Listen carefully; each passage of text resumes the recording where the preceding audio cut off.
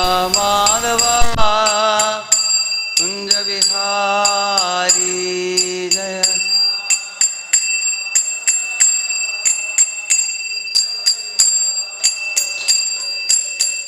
गोपीजना वल्लभा गिरिवरधारी।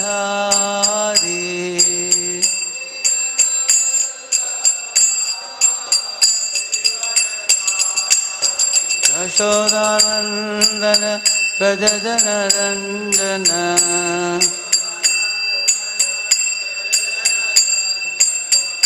यशोदानंदन व्रज जन रंजन।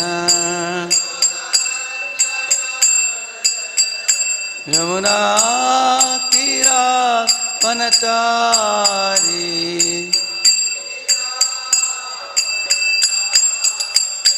राधा माधवा कुंज विहारी।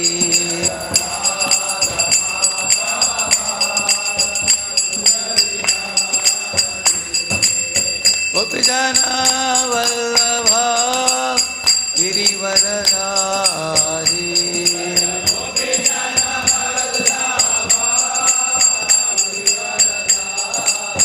यशोदानंदन व्रज जन रंजन।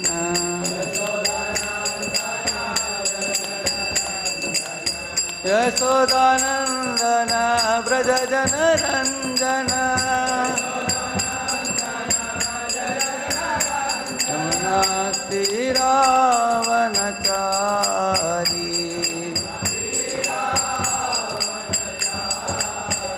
हरे कृष्णा कृष्ण कृष्ण हरे हरे, हरे राम राम राम हरे हरे। हरे कृष्णा कृष्ण कृष्ण हरे हरे, हरे राम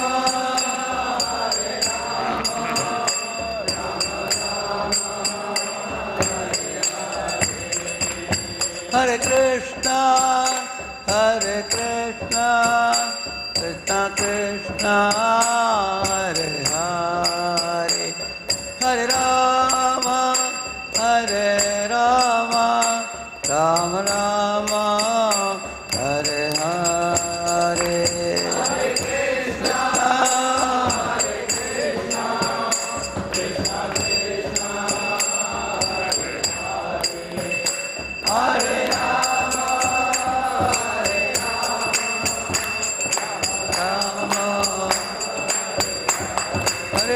कृष्णा कृष्ण कृष्ण हरे हरे, हरे राम राम राम हरे हरे। हरे कृष्णा कृष्ण कृष्ण हरे हरे, हरे राम हरे कृष्णा कृष्ण कृष्ण हरे हरे, हरे राम राम हरे हरे।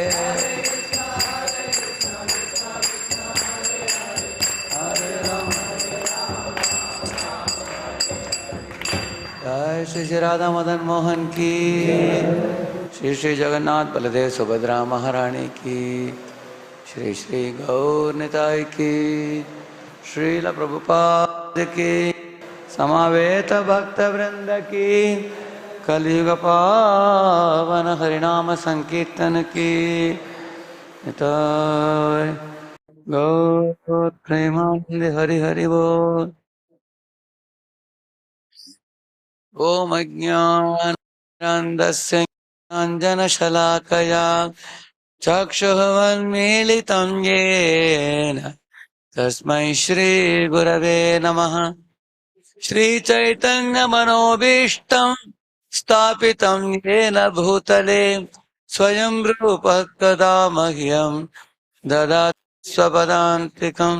वन्देऽहं श्रीगुरोः श्रीयुतापदकमलं श्रीगुरून् वैष्णवांश्च श्रीरूपं साग्रजातं सहगण रघुनाथान्वितं तं सजीवं साद्वैतं सावधूतं परिजनासहितं कृष्ण चैतन्य देवं श्रीराधा कृष्णपादान् सहगण ललिता श्री विशाखान्वितांश्च नमो विष्णुपादाय कृष्णपृष्ठाय भूतले श्रीमते भक्तिवेदान्त स्वामिनिति नामिने नमस्ते सारस्वते देवे गौरवाणी प्रचारिणे निर्विशेषा शून्यवादी पाश्चात्य देशतारिणे वाञ्छाकल्पतरुभ्यश्च कृपा सिन्धुभ्य एव च पतितानां पावनेभ्यो वैष्णवेभ्यो नमो नमः जय श्री कृष्ण चैतन्य प्रभु नित्यानंद श्री अद्वैत गदाधर श्रीवासादि गौर भक्त वृंद हरे कृष्णा कृष्णा कृष्णा हरे हरे हरे राम राम राम हरे हरे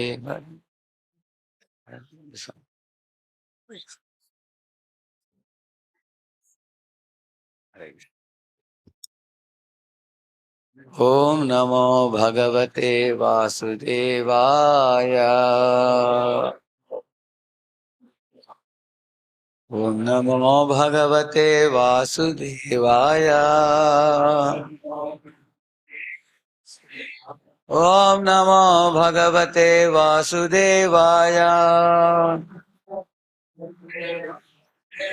नारायणं नमस्कृत्य नरं चैव नरोत्तमं देवीं सरस्वतीं व्यासं ततो जयमुदीरये नष्टप्रायेष्वभद्रेषु नित्यं भागवत सेवया भगवत्युत्तमश्लोके भक्तिर्भवति नैष्टिकी कृष्णाय वासुदेवाय देवकी नन्दनाय च नन्दगोपकुमाराय गोविन्दाय नमो नमः.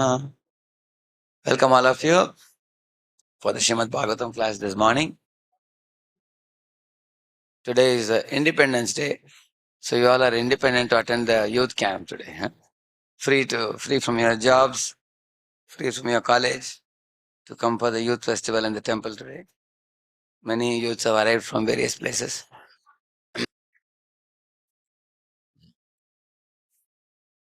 When we talk of independence, independence can be at different levels. Like if you have a parrot, you free the parrot from a cage and allow it to fly within a room, huh? But close all the doors and windows. Is that independence or not? Some independence. And now you open all the doors and allow the parrot to fly within the house. There are 5, 6 rooms. Huh? Then the parrot is feeling little more, isn't it? But if you let the parrot fly in the free sky, then the parrot has complete independence. Similarly, India was under foreign rule for 700 years and years, practically almost 8,000 to 9,000 years. So Indians were feeling choked. Choked in what? Indians were choked in paying very heavy tax at that time because foreigners were ruling. They had to pay heavy monetary tax. They were also feeling choked in their culture. They were not allowed to express their culture. Lot of restrictions. Many places they didn't have religious freedom to practice, spirituality freely without any fear of being exploited by people of other religions.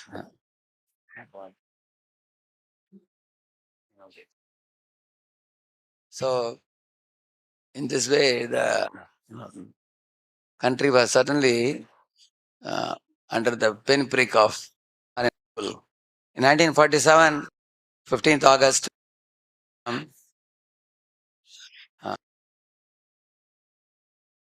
almost 75 years, 76 years have passed.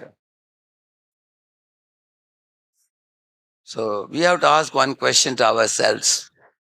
Have we utilized this freedom well?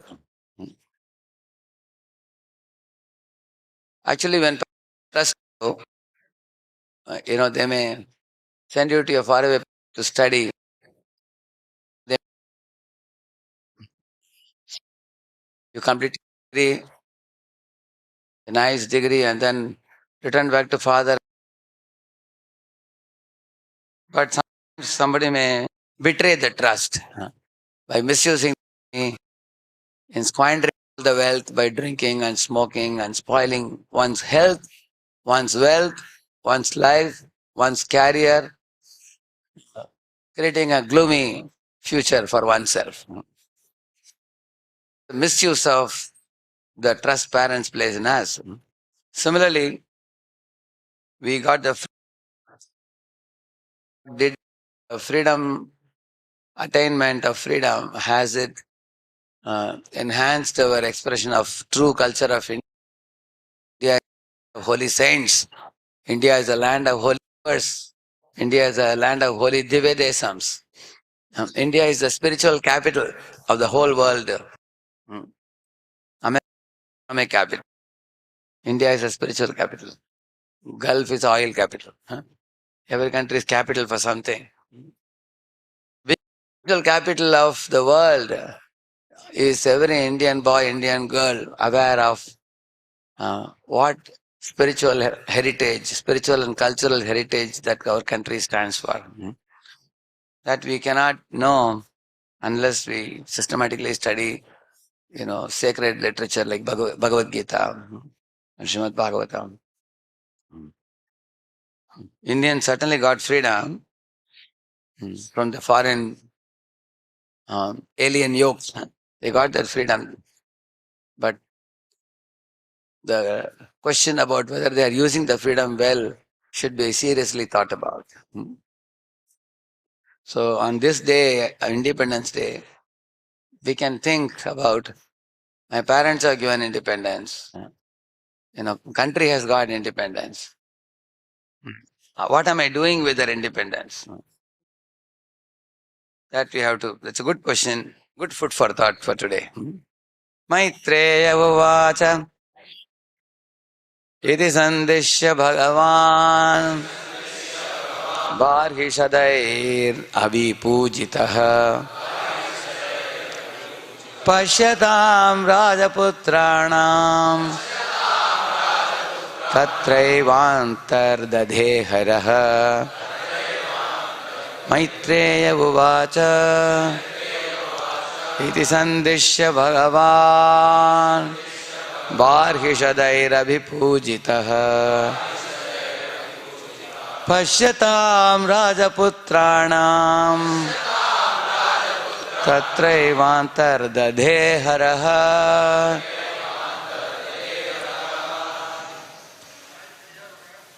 Maitreya Uvacha Iti Sandeshya Bhagavan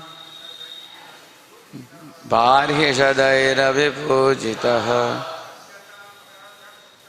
Pashyatam Rajaputranam Tatraivantar Dadeharaha Iti Sandeshya Bhagavan Barhishadairabhipujitaha Pashyatam Rajaputranam Tatraivantar Dade. Matajis Maitreya Uvacha Iti Sandeshya Bhagavan Barhishadairabhipujitaha Pashyatam Rajaputranam Tatraivantar Dadeharaha Maitreya Uvacha. The great sage Maitreya continued to speak. iti. Thus, Sandishya, giving instruction. Bhagavan, the most powerful Lord, Barhishadaihi, by the sons of King Barhishad. Abhipujitaha, being worshipped. Pashyatam, while they were looking on. Rajaputranam, the sons of the king. Tatra, there. Eva, certainly. Antardade, became invisible. Haraha, Lord Shiva. Translation purport by His Divine Grace, as Bhaktivedanta Swami Srila Prabhupada ki. The great sage Maitreya continued speaking to Vidura. My dear Vidura, in this way Lord Shiva instructed the sons of King Barhishad. The sons of the king also worshipped Lord Shiva with great devotion and respect. Finally, Lord Shiva became invisible to the princes. So Lord Shiva taught them Rudra Gita, which is a glorification of Lord Vishnu.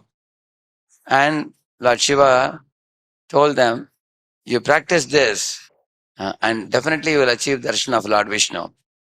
So 10,000 years they were underwater performing austerities for attaining Lord Vishnu's darshan, and they chanted this Rudra Gita.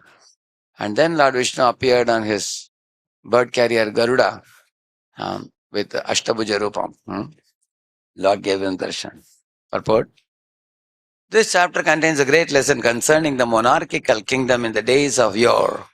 When King Parishad was considering retiring from the royal duties, he sent his sons to perform austerities in order to become perfect kings for the welfare of the citizens. At the same time, King Parishad was being instructed by the great sage Narada about the material world and the living entity who wants to enjoy it. It is therefore very clear how the kings and princes were trained to take charge of a kingdom. Welfare activities for the benefit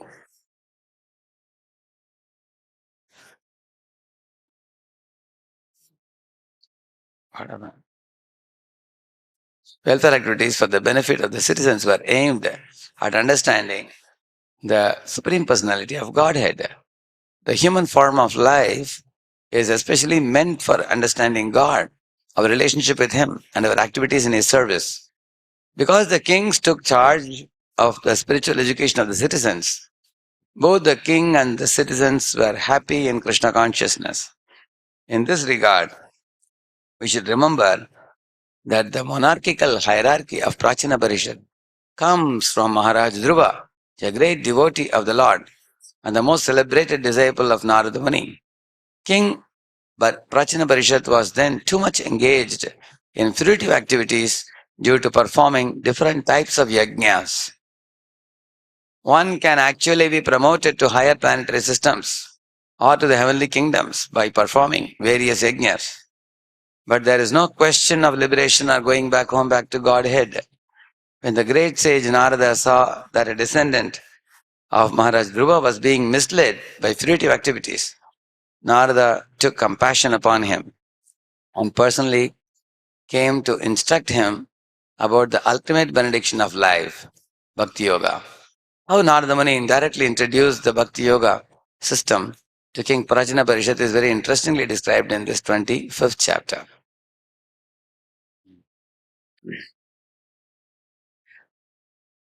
Pracinabarhishat is addressed by a particular term in the Bhagavatam, Kriya Kandeshu Nishnatam.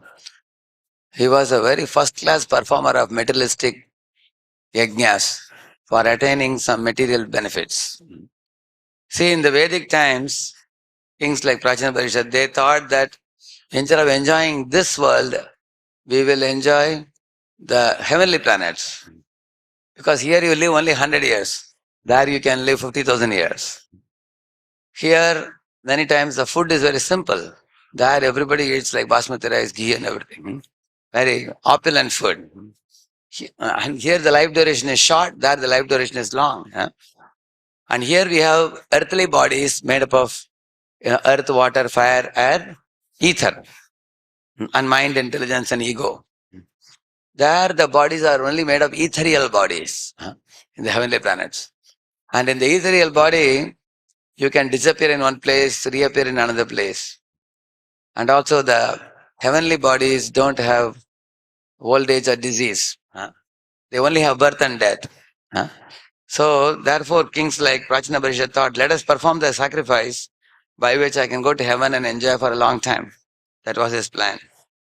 In today's terms, if you have to explain, it's like a person slogging hard to get, either go to some country like America or London. That is the heavenly planet for the people of the current times.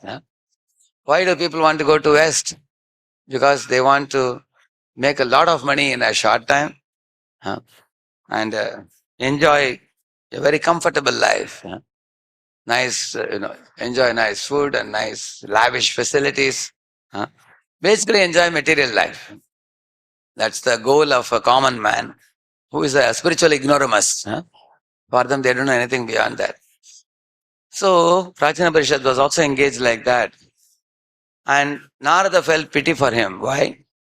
Because this king intelligently sent his 10 sons to forest to perform penance, to control their mind and senses, purify the heart, and attain darshan of Lord Vishnu, and then gain empowerment from Lord Vishnu, and then come back and take up the kingdom and get married. So he has done a good thing for his sons, but he himself has become lethargic in performing spiritual meditation. So what is the difference between Pracinabarhishat and his sons? His sons became pure devotees, prachetas. They attained darshan of Lord Vishnu. At the end of life, they will go back home, back to Godhead, beyond all hell and heaven. There are millions of universes like the one we live here in this world. But all these material universes are inside the sack of Mahatattva or material energy. Inside that. But outside that sack, there is a spiritual sky called Paravyoma, in which the spiritual planets are flying. So, those who are supremely intelligent, awarded by the intelligence, awarded by the Lord, they will not aspire to be going to heaven and hell, because heaven and hell are within the same universe. You go to heaven, finish your pious credits and come back. Very similar to a company man taking his LTA, leave travel allowance. Company gives him some extra money and 1 or 2 weeks leave. He just goes to some hill station with his family, spends out the 2 weeks, and money is exhausted, time is exhausted, come back to company and work hard again. So heavenly planets is like that. You do some punya, go to heaven, exhaust your punya, come back. Etam bhuktva svargalokam vishalam kshene punye mattalokam vishanti evam traye dharma manu prapanna gata agatam kamala kama labante gata agatam. He's saying they go and they come back to earth. Similarly, hell also, you go to hell and come back. But once you go to spiritual world, you never come back. So one should aspire for spiritual world, which his sons aspired. So Narada wanted to award Pracinabarhishat also the same supreme benefit what his sons attained. So he is going to teach him Bhakti Yoga through the Puranjana Upakyan pastime. Now, one very important thing that Prabhupada discusses here, purport if you see.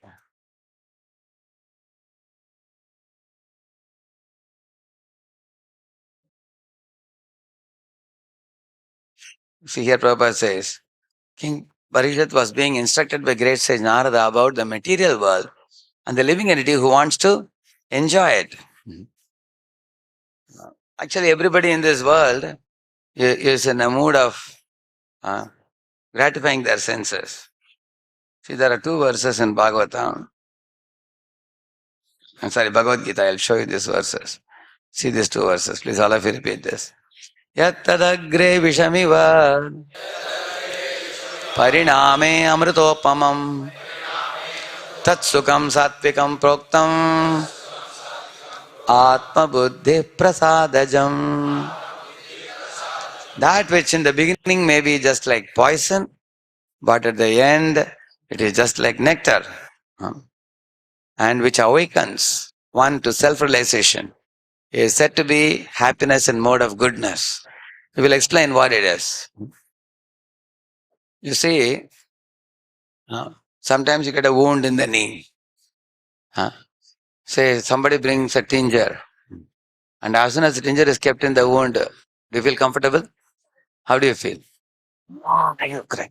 Because it's a burning sensation. Huh? Nobody likes it. But you just wait for some time, what happens? It becomes very cool after that. Huh? How many of you had that experience?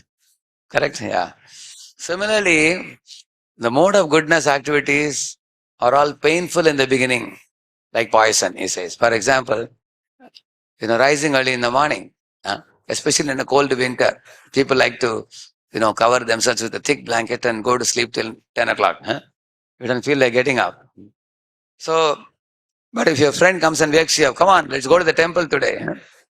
They wake you up. So that waking up is like Visham. There are so many videos nowadays telling you how to trick your mind to get up in the morning. So one of the tricks they say is put an alarm clock and keep it on the top of the bureau. And then when it's ringing in the morning, you'll be so annoyed with the sound. You jump up from the bed and run all around the room. By the time you take it in your hand and put it off, your sleep is gone. That's one of the tricks. I have already released one clue for you. How to get up in the morning. But it's a little austerity. And when you go to the bathroom to take a cold water bath, it's another austerity. Sometimes the geyser is not working. You have to take a cold water bath sometimes. So when we used to go to Mayapur for the youth camps, you know, we are supposed to have a shower bath. It's not like shower because the tap doesn't have any this thing, a sprinkler. It's only open tap. You open it like that, it falls on your head. So we asked why they have like that. They said to wake you up because you're in a semi state of sleep. So when you go there, when water falls on your head, you jump up. So it's a little austerity. It's like poison, no? Difficult in the morning. No? Similarly, when you sit with devotees and chant in the temple hall, the mind creates a lot of menace. Mm. And also you try to fit in a lot of activities within the 24 hours of the day, isn't it? You have to do a lot of activity. It's like fitting a horse inside your suitcase. How the horse will jump out, isn't it? So many, because mind is desiring, I want to do this, I want to do that, I want to do this, I want to do this. How can you control a tenacious horse, which is standing on two legs and lifting the two legs? That is making sound. So there is a beautiful verse which says this. Bhavodbhava klesha shatahata indriya paribramana kapatantare niyam yatam madhava me manohyaha twadam krishankau drida bhakti bandhane.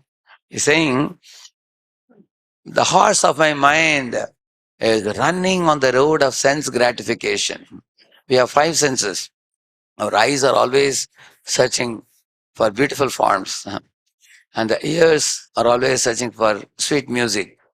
The nose is searching after fragrances. The tongue is searching for and the skin is searching for touch of the opposite sex. So all the five senses are craving for pleasure in this world. But although they are craving for pleasure, you indulge in pleasure. And what is the result of that? The more one indulges, the more one suffers. It's like sometimes you have a wound. You scratch around the wound. It looks very nice around the wound. But you come little closer to the wound, and then immediately you find that the wound starts bleeding. And it is no more pleasure. It becomes painful after that. Similarly, the material pleasures are like that. Initially, for example, eating a dozen gulab jamuns is very enjoyable. But afterwards, when they go into the belly, they create trouble.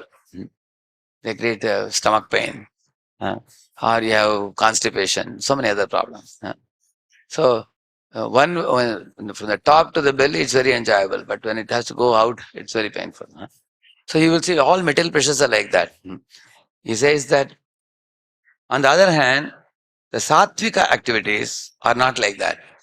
Initially, they are painful, like rising early in the morning, taking a bath, chanting the holy name, attending a class, and disciplining your mind and senses and saying no to the prohibited things, no illicit sex, no meat eating, no form of intoxication, no gambling.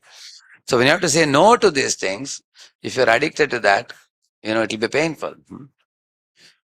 Like, when I was once speaking about no meat eating, one boy asked, what does that mean?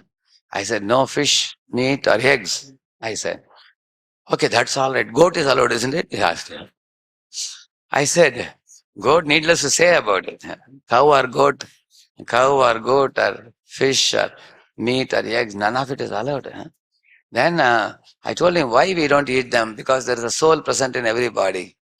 In a goat's body, chicken's body. Like in your body, you are present. In their body, they are present. You eat, they eat. You sleep, they sleep. You reproduce, they reproduce. You defend to protect yourself. They also defend themselves. How are they different? They are like your younger brother or younger sister. How can you kill them? So I understood it. But then later on he came and told me, ever since I understood it, now I am finding difficulty in eating chicken, he said. Every time I see chicken, immediately I remember there's a soul in the body of the chicken. I said, very good. That is the beauty of knowledge. When you are in darkness, you can do all bad things. A thief can steal in darkness. But once the light is switched on, therefore the thieves don't come in the daylight. They come in the night time. All the bad activities happen in the night, you will see. For example, beer bars are very active in the night. Cabaret dances are very active in the night. Even if you see a permit room, it is very dim lit. Why it's dimly lit? Why don't you brightly lit? Because if you brightly lit, everybody will come to knowledge. So they keep it dimly lit. Yeah. And all the liquor advertisements you will see, they put black color advertisements.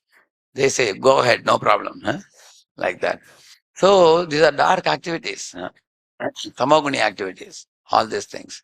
But once the light is switched on, knowledge is awakened. You can't indulge it. So indulgence burns the heart with more and more hankering. Krishna gives the example. Although, like Prabhupada will explain, I'll come to that. Here he says, please repeat this. Vishayendriya samyoga yattadagre amritopamam pariname vishamiva tatsukam raja samsmritam. That happiness which is derived from contact of the senses with their objects and which appears like nectar at first but poison at the end is said to be of the nature of passion. See, the nature of Rajoguna or passion is, it gives a kind of kick in the beginning, joy, but it ends in danger. For example, sometimes, people go in car races, car race or a scooter race. They drive the vehicle so fast, people on the road are frightened. But they drive madly, isn't it? Sometimes the boy drives the bike so fast. Then everybody is exclaiming. All the other boys and girls are saying, my Lord, what a great hero. But the hero lands under a lorry. He breaks his hands and legs and then he is taken to hospital. So this is the result of the passionate activities. Yeah. Nowadays, many people want to do some adventurous activity, thrilling activity. They go for it. In Pune, there is a hill from where you see a deep valley and the whole Pune city you can see. So many boys, girls go there for doing the skydiving, taking a parachute, and then from there you land down. But the danger in that is sometimes parachute doesn't open. If it doesn't open, skydiving becomes skydying. They'll be upside down with head breaking and they will die. So the passionate activities are pain producing. Here Prabhupada gives in the purport, a young man and a young woman meet and the senses drive the young man to see her, to touch her and to have sexual intercourse. In the beginning, this may be very pleasing to the senses, but at the end or after some time, it becomes just like poison. They are separated or there is a divorce, there is lamentation, there is sorrow, etc. Such happiness is always in the mode of passion. Happiness derived from a combination of the senses and the sense objects is always a cause of distress and should be avoided by all means. Nowadays, when boys and girls prematurely connect and come closer without reference to parents, they make up their mind to marry. See, marriage generally happens at 27, 28 nowadays. Sometimes boys are even 32 nowadays.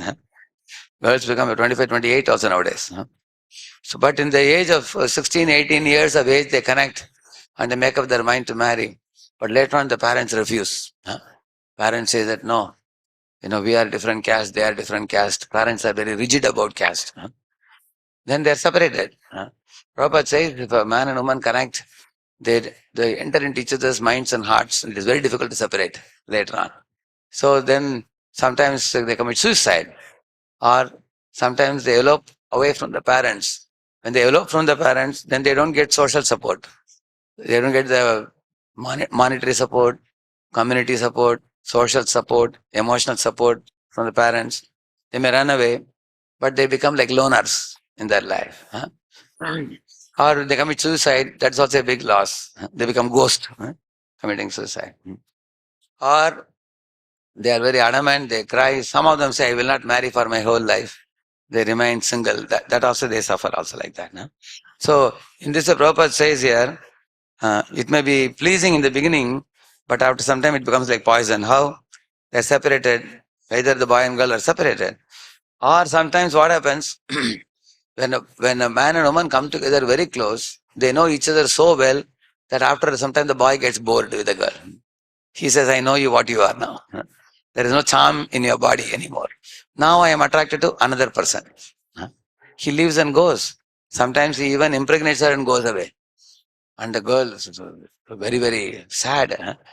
And she has to go for an abortion. Abortion leads to sinful activity.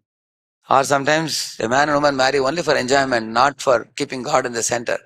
Then there's such marriage where both come with big expectation. The woman is thinking, I will make a show of love for this man and I will, empty his pocket. He's drawing 20 lakhs per annum. Very good man. I will put a hook and get him and then he will spend all money for me. Like that she is thinking. And the man is thinking, oh, this girl is so beautiful. I will make a show of love by showing money and then I will enjoy her body. So man is looking at her like a sex machine and she is looking at him like a ATM machine. So this is the kind of outlook they have for each other. I am talking about materialistic lifestyle. So yes, initially it's fun. And she can tell her friends, look at my husband is bringing 20 lakhs per annum. I am just floating in lavishness. She may be very proud. And man is also very happy that he got a woman of his choice and is enjoying. But because both are not selfless, they both are selfishly oriented and they have too much expectation from one another, such marriages end up in divorce. Where the husband and wife find themselves on either extreme end of the court. He is having his advocate, she's having her advocate, and they tell many lies also nowadays. She want to get compensation and he want to get rid of the wife, serving the notice, divorce papers and everything. That's what he's saying. Either they're separated, or there's a divorce, or there's lamentation, there is sorrow. Either one of the two parties cries that the other party eloped with another person. Broken love, cheated love. So Prabhupada says in this world, love can only find its fulfillment and satisfaction when you repose your love on Krishna. Why it is so, I'll tell you. For example, if you love only your caste members, you are going to criticize people of other caste. You will say, we are higher caste, we are lower caste, you will say. If you love your state people, then you have quarrel with the neighborhood state. Like once, Karnataka and Tamil Nadu had a problem for Kaveri. There is a fight. My state, your state. Or if you love your country, you love only your country people, you are a patriot of only your country, then you have problem with the neighborhood countries. And if you love all humans, still there is problem. Why? Because you may love humans, but you may still kill a cow or a goat or a chicken. You may kill. But when you love Krishna, you understand Vasudha Eva Kutumbakam. The whole world becomes your family. All living beings become your brothers and sisters. And Krishna, Supreme Lord, becomes the Aham Bija Pradhavita. Sarvayonishu kaunteya murtaya sambhavanti yaha thasam brahma mahadyonir aham bija pradhavita. Krishna says, I am the seed giving father. When God is one father, all jivas are my brothers and sisters, so you can't harm anyone. Therefore, our love finds fulfillment only when we come to the lotus feet of God. So therefore, Prabhupada is saying here that don't indulge. Indulgence will cause problem. You see here, uh, see when the desires crowd our mind, our intelligence become clouded with dilemmas. You see here. So Krishna says, Vyavasaya Atmika Buddhir Ekeha Kurunandana, he says. Which means, if you want to not indulge in senses and suffer and burn in your heart, it's like putting petrol in fire. It burns more and more. So many boys, girls come and ask for solution. How can my mind be peaceful? How can I focus on academics? How can I forget that person? How I can lead a simple life? How I can be peaceful and happy? Many people. The reason why they have become like this is because of indulgence. Indulgence means they have carelessly, headlong gone in the name in the direction of sense gratification. Say, for example, you have diabetes. Doctor tells you don't eat sweet, but there are diabetes people I know very well who don't listen to doctor. They end up eating, and then they have to be admitted in the hospital. Similarly, I know one man with obesity. His bad habit was he used to eat a lot of burger, bread, jam, and pastries, and all those things. He ate and ate and ate. His body started laterally increasing in all directions, in all four directions. And he had breathing problem, walking like this, you know, so much. And doctor told him, see, two things you have to do. Every morning you have to go for jogging. And you can eat sprout mung dal and salads for the morning, nothing else. Directly you should eat lunch at 1. So this man ate 1 or 2 days and he started crying, how I can survive on this? Then he again went back to bread, went back to, burger and everything. His friend asked him, hey, what are you doing? Doctor told not to eat this. He said, am I a horse that I can eat this mung sprout and all these salads? I don't like all this. And doctor told him, see, if you don't control your eating, you will die. You will have problem, you will die. You will have heart problem. So there are people like that. That means the more you indulge, the more you suffer. And helplessly suffer. Then you have to spend a lot of money also. Money for the doctor. Some people die also actually. Yeah, because of not following the instructions doctor has given. And if your doctor tells him go for jogging, he goes 1 or 2 days, he's breathing heavy, then he stops going. It doesn't go. Just as a person with obesity suffers, person with diabetes suffers, people with attraction for the opposite sex, they also suffer. If they don't practice self-discipline. Therefore, we have 4 regulative principles. No illicit sex means no sex before marriage, no sex outside marriage. And no intoxication means no cigarettes, no liquor, no drugs. No meat eating means no fish, meat, eggs, goat and cow also. And no gambling means, no quick money or shortcut money. Don't make money by cheating, looting, gambling, all those things. So this involves discipline, and that's why Lord Krishna said here that following this will be like, he says that the following is it like that which in the beginning may be just like poison, but at the end, just like nectar. That which awakens one to self-realization. That means if we follow these 4 regs and chant Hare Krishna, Krishna Krishna, Hare Hare, Hare Ram, Ram Ram. The chanting of the holy name is exactly like taking a wet cloth and wiping a dusty mirror. The more you wipe the dusty mirror, it becomes clean. Then you can see your face.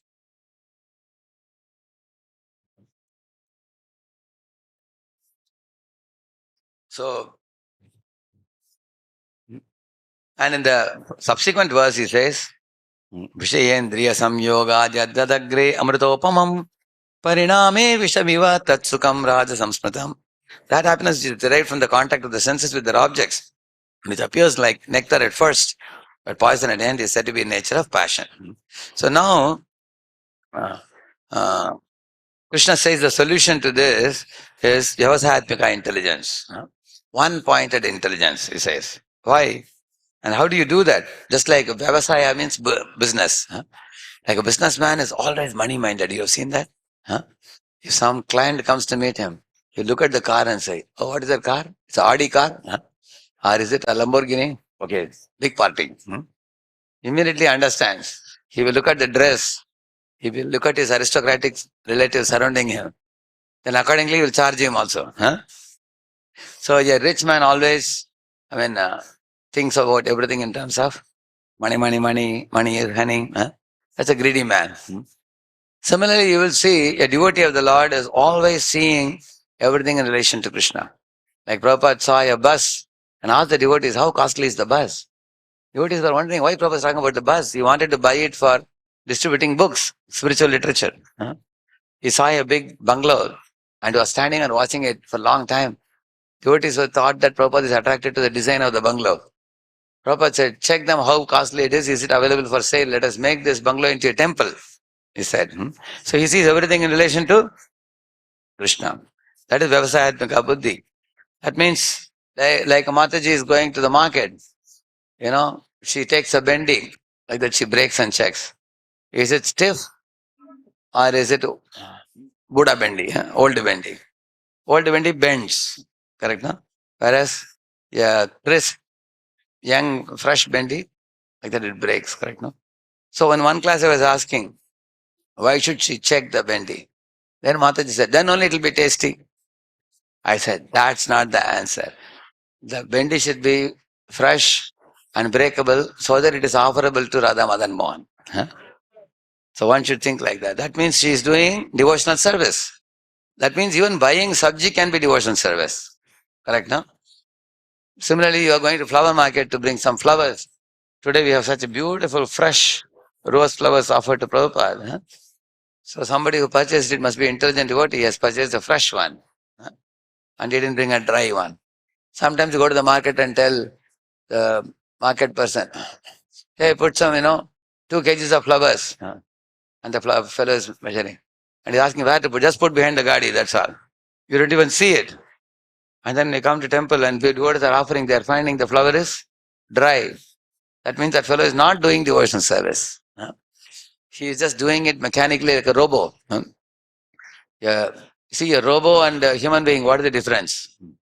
For example, say I am having a mobile where I am setting alarm clock at 3:30 a.m. in the morning to get up. But I got up at 3:20 and I already went to the washroom to take bath. The mobile at 3:30, what he will do? Get up, get up, get up, it will be telling you. Because it's a foolish machine. Huh? On the other hand, if you are sleeping in the same room, I tell you, please wake me up at 3:30. And then at 3:30 you get up and see, I am already in the bathroom. So will you come and batter the door in bathroom? Get up, get up, get up, get up, get up. Huh? Because you are a conscious human being. Correct? No? So devotional service should be done consciously or blindly? Consciously. If you're buying a flower, you should think, oh, this flower is going to be offered to Prabhupada. Huh? Let me buy a fresh one. Huh? Sabji is going to be offered to Krishna. Let me buy a good one. Huh? I'm purchasing a cloth. Let me buy the best cloth, best color. Huh? For the Lord. So one should be very attentive in everything we do. And that is the meaning of Vyavasayatmika Buddhi. Huh? Like one man met Prabhupada and said, Swamiji, Jamana badal gaya, time has changed. You see, my son, we come from Agarwal family. But I told my son to run the business here, but he left me and went to America. He said, Prabhupada said, wait a minute, your son is in America? Give me your phone number.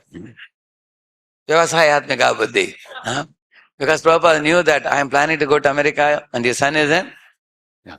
And maybe he will give me some accommodation because Prabhupada had no penny. Huh?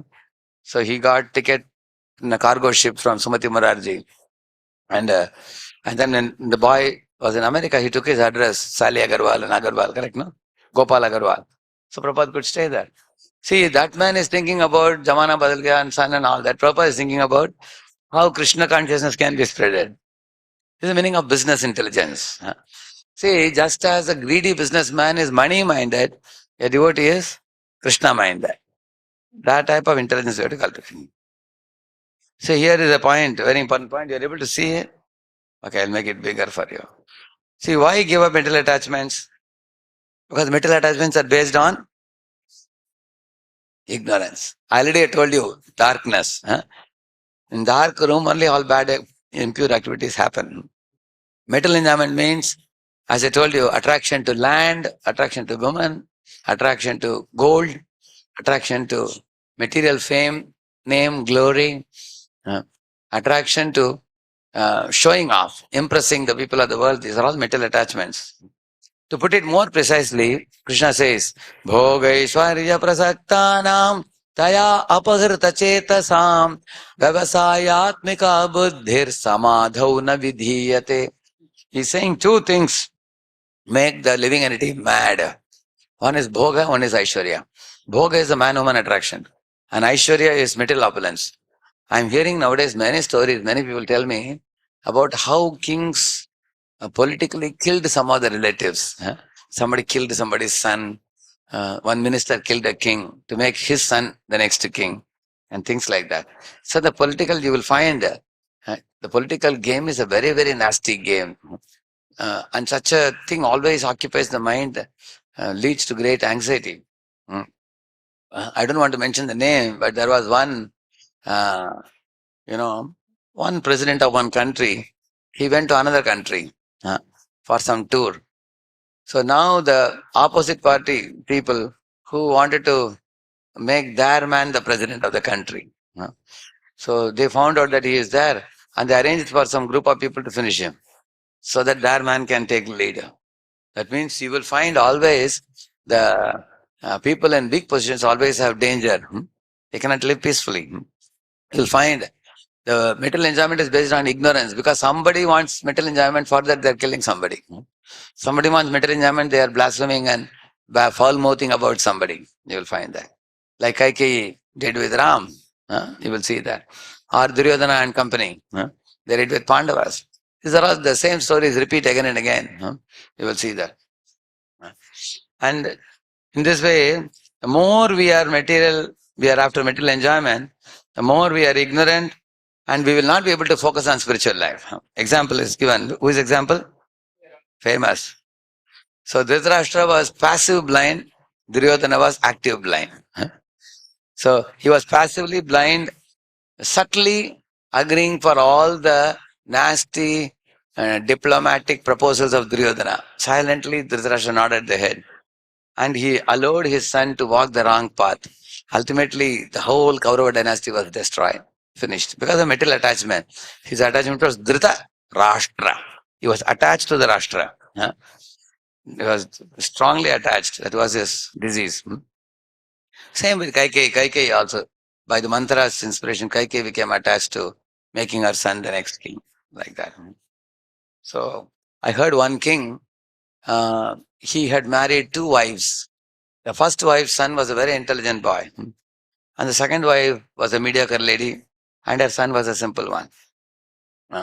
So now the first wife passed away. Now the first wife's son was supposed to become the next king. He knew more than 15, 20 languages. He was very shrewd, very smart, very intelligent. He could become the next king. But the second wife wanted to make her son the king. So keeping that in mind, she poisoned her husband. Just as the story recently I heard from one person was telling me. So that the first wife's son cannot become the king, her son can become the king. You can see that. So it makes them blind, it makes them ignorant. You can see that material enjoyment. Similarly, I was telling you, man-woman connection over a period of time, unless it is connected by sacred vows. Like one lady was criticizing ISKCON very strongly. So, and the reason she told to us, ISKCON, everybody is cheater. And said, who is that? Actually, some newcomer is coming to temple and going, that fellow is not even chanting. She connected with him thinking that he's coming to temple. And she can connect. So she connected and he connected and they went close. And then they became so close at one point of time.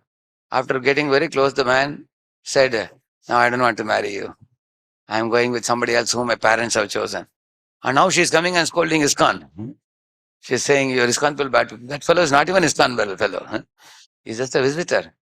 So, what she has to be told? She has to be told that you are trusting any Tom, Dick and Harry on the street and giving your head to a person, you are gullible, foolish lady. In this way, lady can be foolish, man can be foolish. But I told her, if you come in a sacred tie, which is arranged by both the parents, in those days, why the parents would arrange? Even if a girl or boy like each other, they should go to the parents. Why put it on the parents? Because they will responsibly get you settled. Otherwise, it's going to it will turn into poison. What began as a nectar will turn into poison. So therefore, we have to give up such material attachments. The second thing, how to give up material attachments? There are two solutions given here. See, I have purposely put it on paper because you will not forget it. Read it. You have the mic with you. Read it. First, realize the danger of material attachments. Indulgence in material desires will only increase desire, and the next attack will be more difficult to overcome. We end up paying higher and higher price and get lost. Yeah. The nature of material desire is it's not going to reduce if you indulge in them. But if you abstain from them, the magnitude of the pull and push that comes in your mind will reduce. Like itching, for example, say it's itching behind. I have a wound. I just ignore it. I sing a song or I take darshan, I chant the holy name, I forget the itching, then the wound is safe. And the wound will dry up after some time. But if I take interest in that, oh, it's itching, I scratch it, then the wound becomes bigger. Then I aggravate the wound. Material desires are also like that. They are like a boil or a wound. So he said, indulgence in material desires will only increase the desire. The next attack will be more difficult to overcome. It becomes more and more problematic. That's why people end up in a mental hospital many times. They go with mental problems. Okay, then first is to realize the danger. And I quoted this verse. After that, what is the practical solution? Practical solution for material attachments. We have to ask ourselves, how much do I have to lose before losing our blindness? We have to cultivate the spiritual knowledge from Shastra and cut off the What is the meaning of this? How much you have to lose before losing our blindness means what? Our blindness is indulgence, correct? No? Some people are headlong attached to this thing. Just I'll show you a small video, just a minute.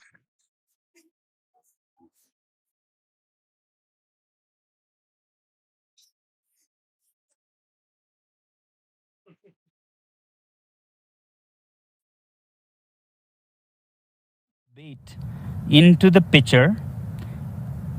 It's a sweet bait into the pitcher, and then puts a sweet bait into the pitcher, and then ties this pitcher to a tree with a very small opening. And the monkey comes, puts its hand into the pitcher, grabs the sweet. As it closes its fist to grab this bait, the opening is so small that a closed fist cannot come out of its mouth. But the monkey does not understand that all it has to do is let go of its little booty to free itself from slavery. It struggles and struggles to get its hand out, but doesn't open its fist and let go of the bait. Continues for all night, and in the morning, the shrewd hunters come and catch it, all because of its attachment to its attachment to the nuts they put inside. See, monkey has two choices. Either let go of the nuts and he gains freedom. But if he doesn't let go of the nuts, he's holding on to it, then he'll be caught. Then for life he becomes a slave. Because he's going to be tied with a rope and the fellow will say, jump over the stick, jump this side, jump that side. Earlier he was living in the forest so free. Correct, no? So that's the point here. It is said, how much do you have to lose? That means you have to lose the nuts. Leave it. Before losing our blindness. Otherwise you will lose your freedom. Yeah, we have to cultivate. We have to cultivate the spiritual knowledge from Shastra. That is the way to eradicate ignorance. Ignorance is like darkness. And knowledge is like light. Krishna says, Tesham evanukampartham ahamajnanajam tamaha nashayam yatma bhavasto jnanadipena bhaswata. He says, jnanadeep, the word is used.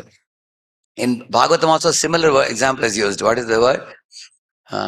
He says, Yasvanubhavam akila shruti saramekam adhyatma deepam atitirshatam tamondham samsarinam karunayaha purana guhyam amvyasa sunam upayami gurum muninam. Second line says, Adhyatma deepam. The transcendental knowledge is like a light which lights up the entire room and darkness is dispelled. So our ignorance will be dispelled. And once ignorance is gone, then we will not chase after the mirage of material illusion. Yeah. And cut off the anti-devotional attachment one by one. All the anti-devotional attachments should be cut one by one. One should not hold on to them like the foolish monkey. Then Krishna Leela and Krishna Seva. We have to redirect our attachment to Krishna by filling consciousness with Krishna by filling Leelas. consciousness. By filling consciousness with Krishna Leelas. And by keeping our senses busy in Krishna Sevas. Yeah. That means mind, you fill it up with hearing about Krishna, and hands and legs, you fill it up with services, activities. Rishikena, Rishikesha Sevana. Very simple, not very difficult. And if you do this, our senses become purified, mind becomes purified, intelligence becomes focused. You get Vyavasayatmika Buddhi, one-pointed intelligence. See, many times people don't know this secret. Energy flows where intent goes. So top down also you should come, down top also you should go. What is top down? Use your intelligence to study scriptures and eradicate ignorance. When you do that, that is top down approach. Because once the intelligence is purified by studying Gita, then you go towards Krishna. Javasayatmika buddhir ekeha kurunadana. Then your mind and senses also follow the intelligence, because energy flows where intent goes. Correct, no? Say, for example, somebody wants to study for IIT, or CAT examination or UPSC or something. You will see them how focused these fellows are. You seen that? They can't be distracted by anything. I have seen even in a railway station, a boy was studying with a book with fully focused. Because that's how they crack the exam also. Correct, no? Because their intelligence is focused, mind senses also follow that. They are ready to slog hard 16 hours a day.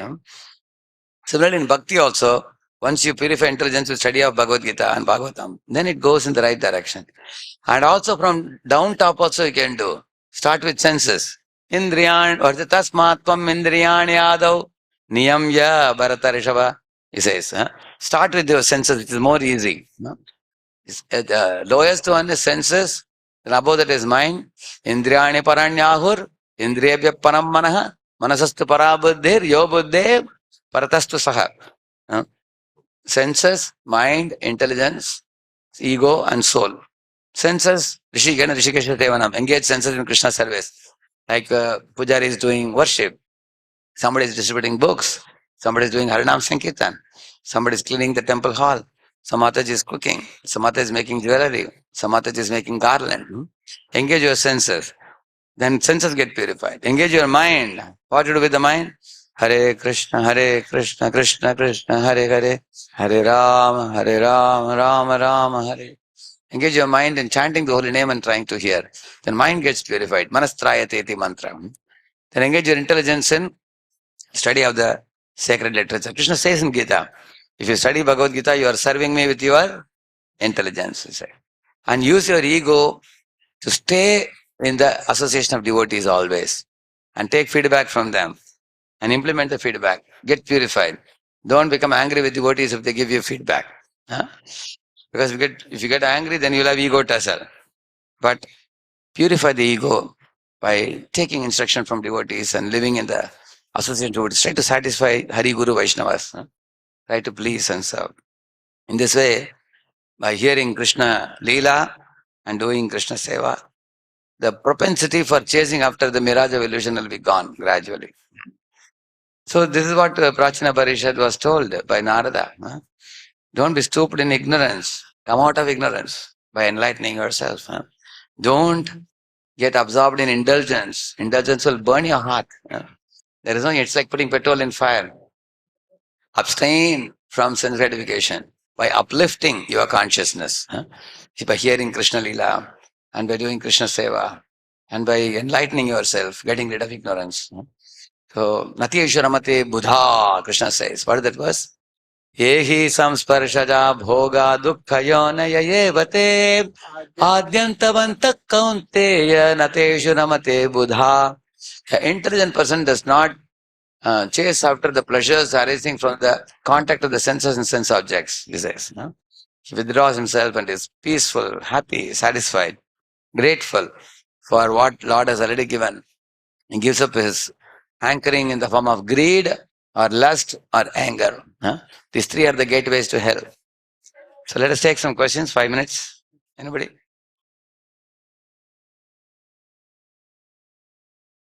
Can show the mic? Yeah. Yes.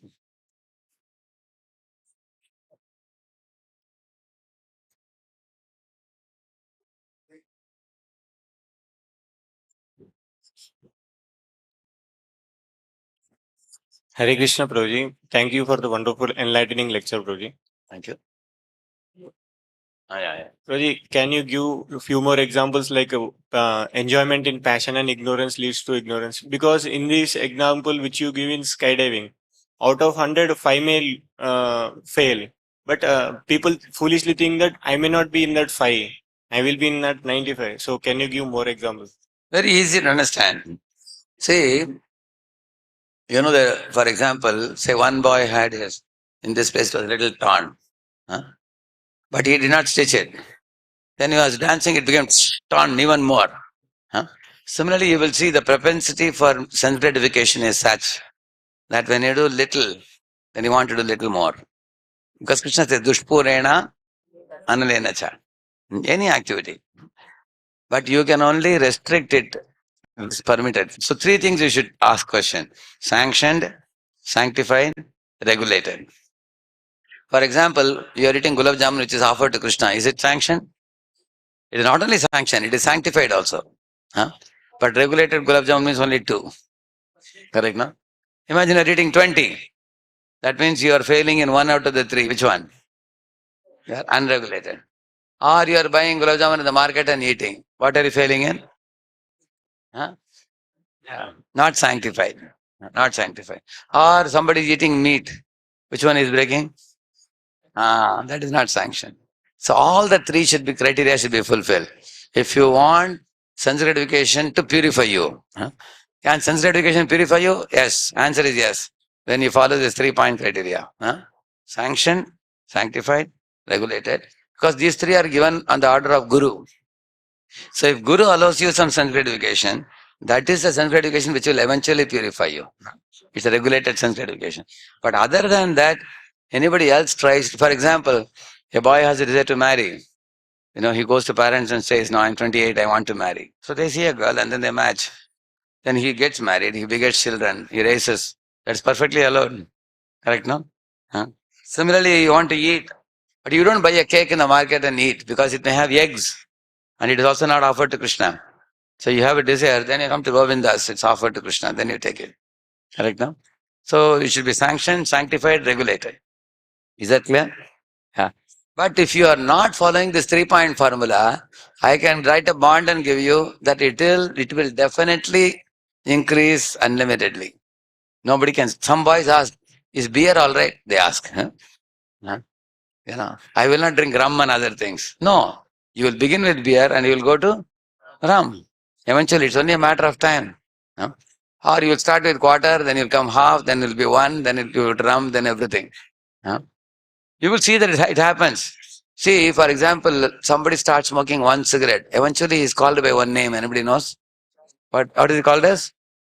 Chain smoker. Somebody start with little liquor. He is eventually called as what? Alcoholic.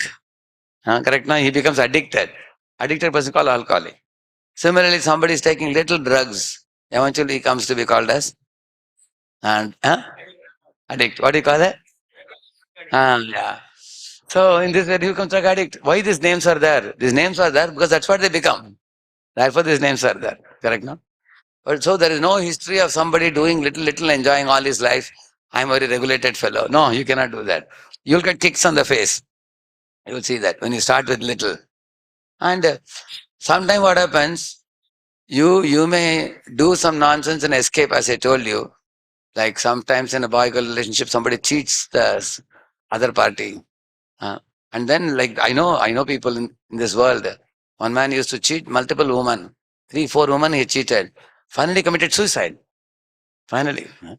Because 4 women he cheated, but the 5th woman he became attached to. He didn't want to go. And she kicked him on his face. And he committed suicide. You see that. See, we should never think I am more intelligent than Krishna. Krishna says, Natesha Ramate Buddha. Buddhiman log karte nahi hai, he's saying. Only Buddhu karte hain. He's saying that. So we should have trust in Krishna's words, and you will see it happen in this world. So, see, Prabhupada is writing man-woman relation. Why? Because that is most prominent in material world. Most prominent. Other than that, eating example we gave. Any mental enjoyment for the eyes, ears, nose. Like for example, how many of you experience? You just go to watch one YouTube video, you end up watching 10. Correct, no? It's addicting. You can see that. So then what one should do, one should have a regulation. This time to this time only, I will use this and will use it for something constructive. I will not waste my time. We become, so that very fact that we get addicted and get carried away, that is the showing our propensity for sense gratification. How it can drag us very easily. The nature of sense gratification is it just drags you down. You just cannot escape. It's like a quicksand that just swallows you like that. So the whole world is now on fire because of, like in India, the youths are 65% of Indian population is youths. 65% of 150 crores is youths. So in one sense, India has a bright future because the old people will pass, but the youngsters are going to take responsibilities. Unlike other countries, many countries the youths are less, the older people are more. But in India, it's 65%. But India still has a problem. What is the problem? The youths get into these bad habits and they're helplessly dragged. I just saw one report, 70% of Indian youths are suffering from depression and mental illnesses, stress, and academic related, job related, and relationship related. Stress, 70% of Indian youths are suffering. 71% are suffering. That goes to show, because they didn't follow Krishna's words. And the other 30% must be Hare Krishna devotees. They are following. Srila Prabhupada ki और Bhakta Vrinda ki.